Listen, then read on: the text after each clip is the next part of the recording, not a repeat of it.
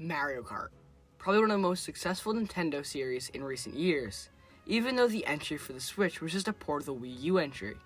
The whole situation just seems so bizarre. Out of all the genres of games it could be, it's an arcade racer, a pretty niche genre compared to 2D and 3D platformers and action and adventure games. And though it seems like the obvious thing that a game from one of those genres, like suppose Zelda would even be on top, it's not. It's Mario Kart. This really had me puzzled, so I decided to try to find the reason why. What makes it so accessible? What causes it to be a go-to with friends? And why is it the best-selling Switch game? This is NintendoRant, and the success of Mario Kart.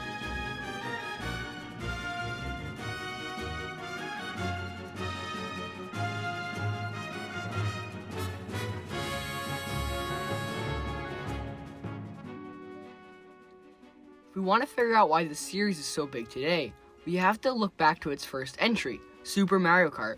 This game was made for the Super Nintendo Entertainment System, or SNES for short, and took advantage of a feature called Mode 7. It was used to make this pseudo 3D effect, and it wasn't the first time it was used like this, or even in racing games. The launch title F-Zero was already a successful racing game on the SNES, so what was the reason to make Mario Kart a few years later? Well, similarly to the difference of racing series like F1 compared to karting, Mario Kart was going to be a less competitive, more lighthearted game to play with friends, the key mechanic here being a split screen.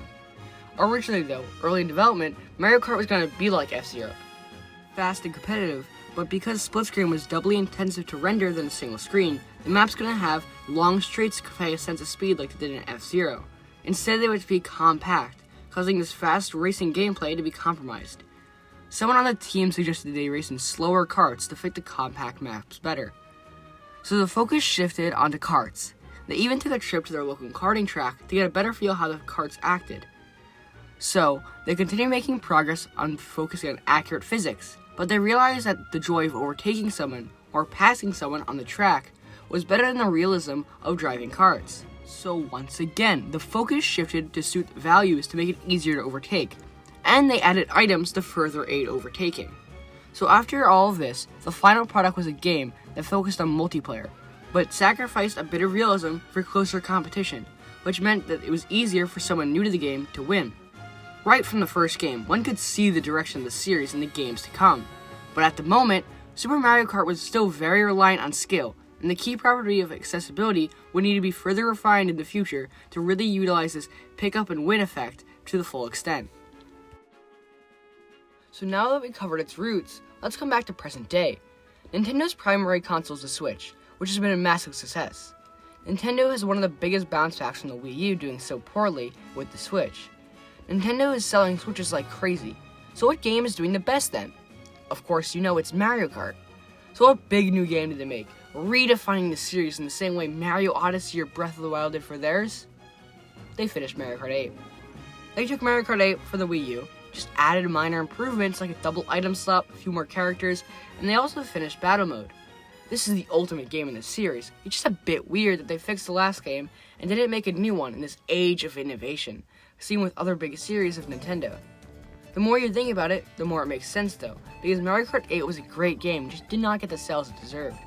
It sold around 8 million copies, which would seem like a huge failure compared to the 30 million sales of previous entries, but considering 8 million sales was more than half what the Wii U sold, it's obvious that it wasn't the console it was on. Nintendo was making the next console, and it was going to be better than the Wii U. But why not just improve on the game, considering most people that would buy 8 Deluxe would have never bought 8 for the Wii U? So now we can start to see why it's doing so good. People that haven't bought Mario Kart 8 are getting a new Mario Kart that would be developing as twice as long, making it the definitive Mario Kart. And people that did buy Mario Kart 8 can now play the game with improvements and, most importantly, on the go. Okay, now we know why it sells so well, but what about the other things? When with friends, many consider it to be the first game they go to, but why is that? To answer that question, there's a more important question we need to address. What makes it so accessible? The key to this is the key to the rest of the puzzle. Earlier I mentioned how in the first game, a newer person in the game could win, and since then, it's only gotten better. In Mario Kart 8 Deluxe, there's 50 to 200cc to pick from, giving many options to suit the skill level you are.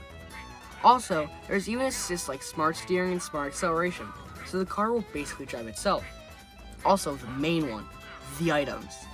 These things act as the almighty god in determining the fate of the race, acting as one of the biggest negative feedback loops found in a game. So what it does is it gives better items to people in lower positions and worse items to people in higher positions.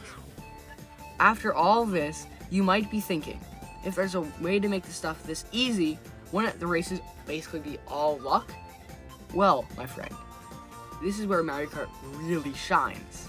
Though it does so much to help newer players, there's still a lot of skill and mastery of the mechanics and racing and items.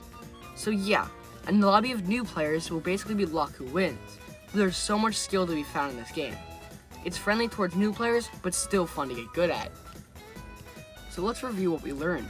Mario Kart is really successful because of two reasons depending on how you define success. If you look solely at sales, it's because it's a new game to many that sees the game as a definitive Mario Kart. And to others, it's the old game that they got and loved, but now they can play it on the go. But if you look at its accessibility, you'll find the amazing way it finds to cater to both new and old players.